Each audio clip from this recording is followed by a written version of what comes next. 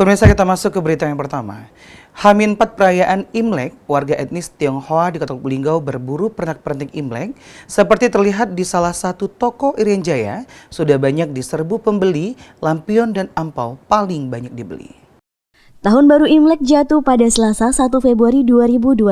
Dalam kalender Cina, tahun ini adalah tahun macan. Menjelang perayaan Imlek, warga etnis Tionghoa yang ada di Lubuk Linggau sudah tampak terlihat memburu pernak-pernik persiapan Imlek. Hal itu terlihat di salah satu toko di Jalan Yosudarso, Kecamatan Jawa Kanan SS. Pernak-pernik yang ditawarkan antara lain seperti lampion, duba, ampau, dan pernak-pernik lainnya. Pemilik toko Irian Jaya, Cai Yuli mengatakan, pernak-pernik yang paling banyak dicari pengunjung adalah lampion dan ampau. Untuk harga yang ditawarkan kisaran Rp2.500 sampai Rp250.000.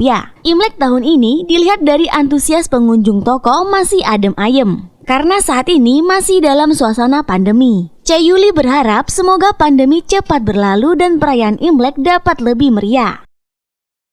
Sulit. Ya, pernak-pernik ya sama lah seperti setiap tahun, cuman tahun ini kan tahun macan ya, jadi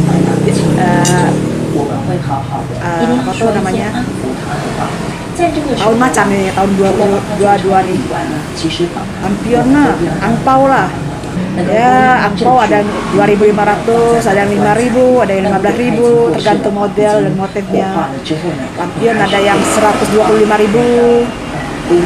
Kayaknya masih adem-adem.